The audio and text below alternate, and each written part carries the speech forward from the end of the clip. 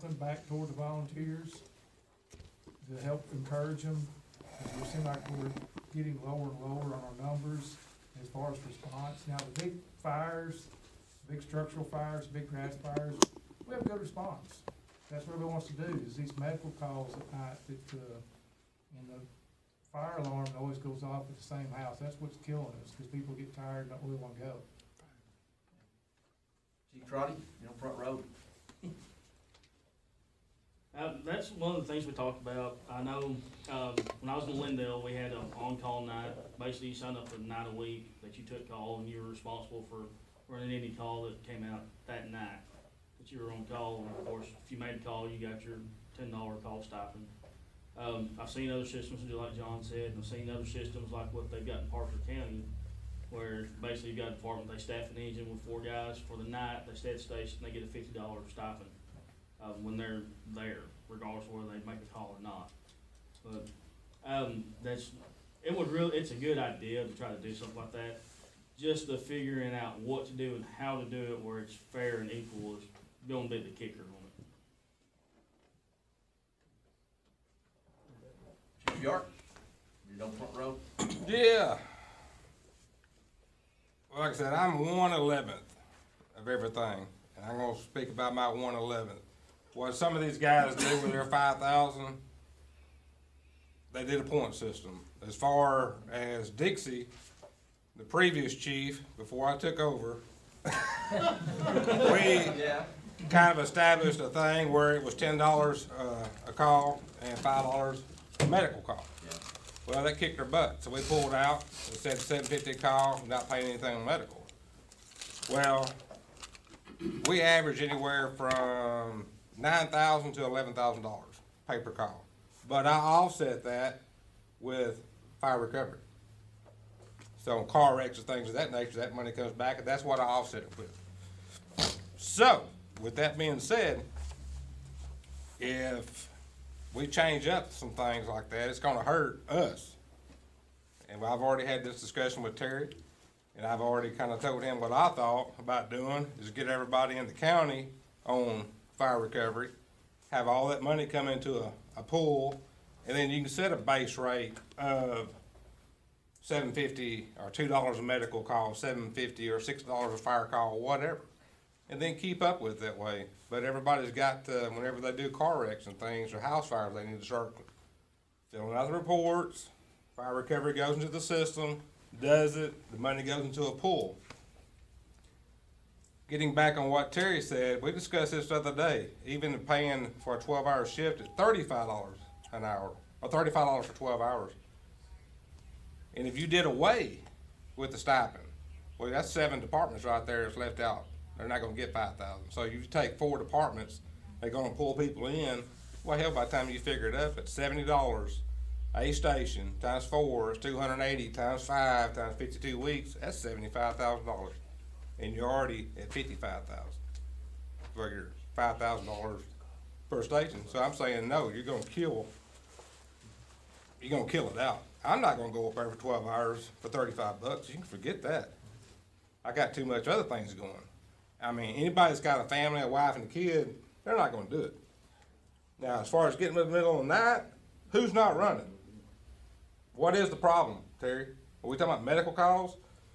Because I can tell you right now, by the time you get out of the bed and put your boots on, you're not gonna beat that animal unless it's right next door to you. You're not gonna do it. There's other things, I mean, there's slow response on fire alarms, it's just, you know, I'm just trying to figure out a way to get the volunteers some money and make them an integral part of the system.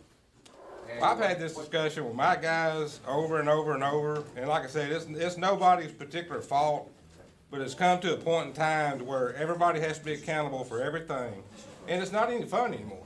It's not. I got guys all the time say this isn't fun at all anymore like it used to be, and it's not. You put a criteria on everything. Well, you got to do this, you got to have this certification.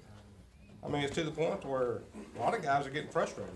Well, the thing is that the state mandates a lot of this stuff about your certifications of like, you've got to be a firefighter one or basic before you can enter a building and all. There's so many stipulations in far Well, sure. us, you know, I mean, that's the problem.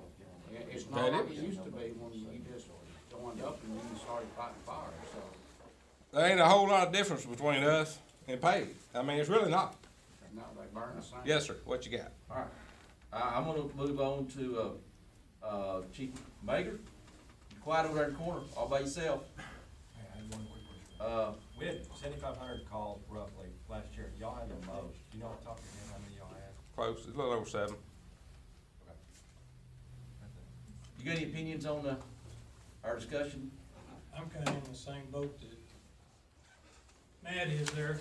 We've been paying our guys $7 a call and getting them out of bed and everything else, and trying to work it out that way. I'm seriously, I don't think that trying to man a station at night is gonna work either, cause these guys are so close to their house that What we wanted to do, as far as educate us as the board, that's step one. Step two is Terry and each of the chiefs talk together, and then come back to us later, in more presentation. But we want to open up the discussion tonight on the floor, to hear from folks in attendance here.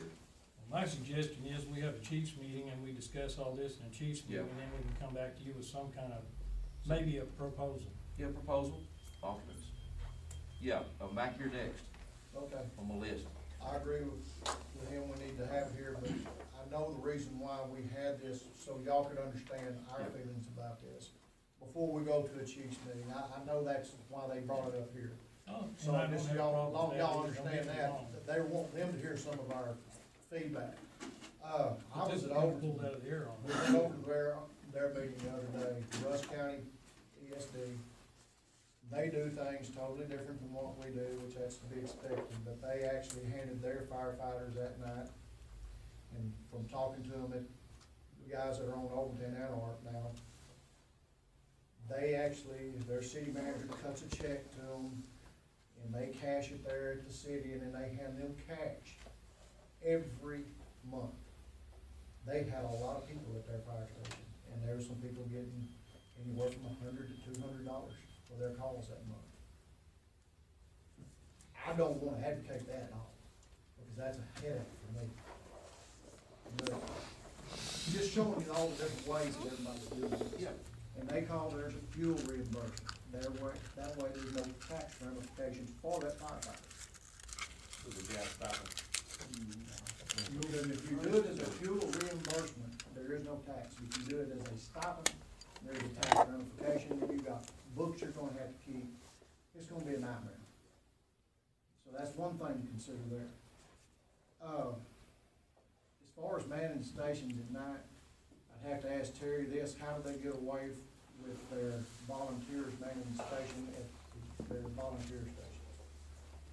Or they go to a neighboring station? No, That's why, that's what we got into with Ken Campbell, and I don't understand how that works. It's a stipend amount that doesn't supposedly go over the exceeded amount. Okay, all right, like, kinda like what. Yeah, I'm not really sure, we kinda looked at it They and really couldn't realized explain that, it very well to us we how. realized it probably wasn't something that we could do right now, so we didn't get really in depth to it. But it's just that they do put a lot of emphasis on their volunteers, and that's where we need to go. I We know, gotta, I understand we that, gotta do that. and that's, I would like to see if we could at least get one person in all these stations at night, at least one for every department.